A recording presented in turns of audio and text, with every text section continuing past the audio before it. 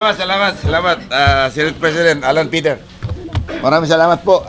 Nung nakita ko po sa Facebook na nandito yung mga sundalo, sana naabutan ko dahil wala namang masama na mag-usap.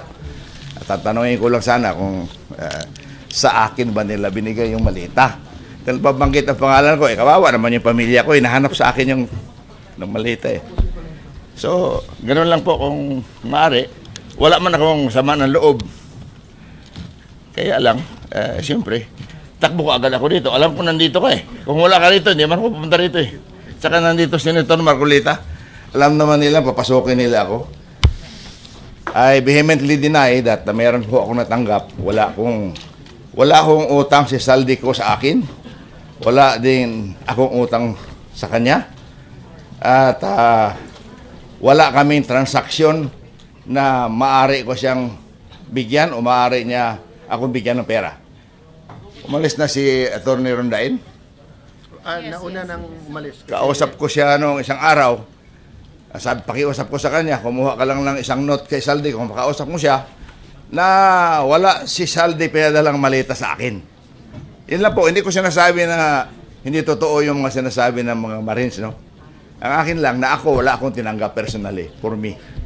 Dahil, modesty aside, ganito lang po ang buhay ko, hindi naman ako naghahangad ng malita-malitang pera. Ganun lang po. Sek, maraming salamat. Baka pwede silang magtanong. Yes, of course po. Baka pwede kayong magtanong. Okay lang. Mga 5 minutes. Panic. I'm not taking much of your time. Take your time. It's your right. Nabanggit kasi. Salamat ako dahil nakahabol pa ako. Akala ko abutan ko sila eh. I just want to ask them, kanino nila binigay? Dahil wala man akong tinanggap sin. Or, Actually, nakita ko text nyo po, tapos na rin talaga. Oo. At pinakyat ko, but precisely why we want everyone named to have their opportunity. And I thank you, Gov, for being here. wala man. Kung malinis ang konsensya mo, pupunta ka rito, di ba? In fact, maraming kongresista na sasama sana. Ang isa doon, nagsabi sa akin na pupunta rin dito, yung Congresswoman Garin ng Iloilo. Pinsan ko pa yan sa Sabiloso. Sabi niya, kung pupunta ka, sama ako. Nakita ko ngayon, meron kayong, hindi ko man alam to eh. Kung alam ko lang ito, nandito ako maaga pa, kinansila ko lahat ang aking mga meeting. Any question? So, any question po? Congressman, since nabanggit niyo po na walang katotohanan. Hindi sa walang katotohanan. Wala akong tinanggap na pera, wala silang dinala sa aking malita. Okay. Ibig po ba sabihin, questionable yung mga sinabi kanina ng iba pang mga witness? Hindi ko kasi narinig eh. Nasa kalsada ako kanina. May meeting ako kanina sa dito sa PIMS, yung motor show, nandun ako. Kami nagbukas eh.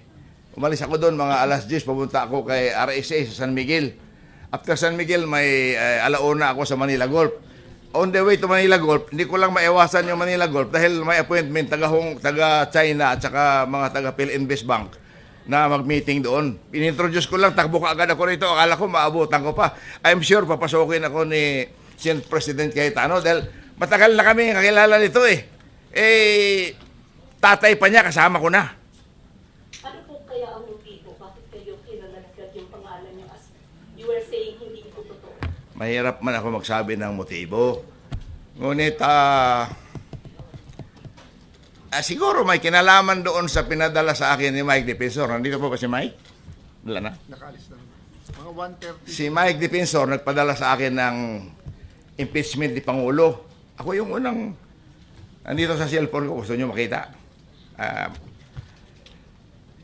Pagkatapos, pinadala sa akin na kung maaari daw endorso ko. Nung hindi ko inendorso, bigla na lang ako nagkapangalan dito. Hindi ko sinasabi na yung sinasabi na mabuhay ka, Congressman Jose Alvarez po. Si Margaret ito, hindi ko kilala kung sino itong Margaret nagpadala sa akin.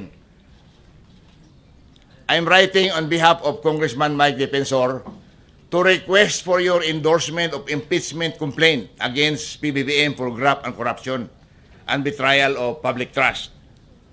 Your principled stance, binula pa ako, your principled stance on accountability makes you an ideal endorser.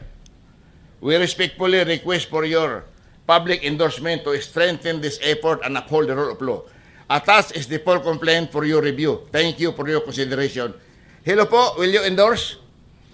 Ang sagot ko, no, sorry. Hindi ko pa nga nabasa eh. Pinapa-endorse na agad sa akin, pinaprint ko, ganyan kakapal. So, sunod noon, kasama na po ako dito sa Marines.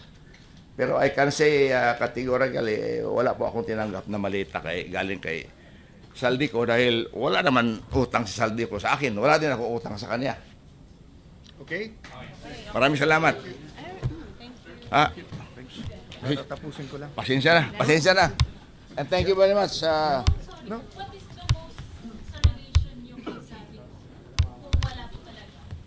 Kakilala. Si Exaldico, congressman, kasama ko sa House. Vice Chair ako ng appropriation since 2022 up to 2025. Pero outside the house. Sinasabi nga doon na palagi ako nakikita sa yung anong bahay, Park House. I'm always seen in the Park House. Wala akong, saan ba yung Park House na yan? Wala akong alam kung saan yung Park House. I do not go to Saldico's Horizon Homes. I know he has an apartment there. Kaibigan ko si Saldico, bakit? Wala mang masama eh. Vice Chair ako sa appropriation. Ngayon, Vice Chair pa rin ako sa appropriation eh. So gusto ko lang sana, naabutan ko yung mga Marines para at least, sa akin ba yung talaga binigay yung pera? We will make sure na in the next hearing inform lahat. Hindi. But what I wanted Tawag mo to na ako para what I want to assure yung cabinet at sa yun nga, wala na. tao ang mag-judge pero welcome kayo i-confront. Walang yung parliamentary witnesses. courtesy. Pupunta ako rito dahil we just want to confront kung ano yung hindi man ako delikado, Senator Alan. Kung mayroong tatlong malita, tatanggapin ko, di ba? Basta walang resibo pinapapirmahan. Di ba? Nagbibiro lang si Congressman but he's here to clear his name Kawawa naman ako. which is the process, Diba? di ba? Pag nabanggit kami sa House, we are also given the opportunity to answer. Kaya nga, regardless of our topic, pag pumunta dito, we will give them a chance. Maraming Okay? salamat sa inyo. Hindi ko akalain na dito Thank kayo you. lahat. Thank you. Thank you, sir. Go ahead. Sige. Next question 2, 3 for questions. Marlon Ramos. Sige, Okay. salamat. Patawag lang ako, Senator. Yes, opo, sir. Salamat. Sa restaurant mo. Sir, just to clarify lang. Yes. Ano po yung reason nyo at nung kasamahan nyo pa pong iba sa na hindi po pumasok ng last 3 session days? Di ba nag-walk out sila? Kasi ayaw nila na makaboto yung 13. Di ba? So they used a parliamentary tool which is calling the quorum then adjournment. So we also used a parliamentary tool na walang quorum.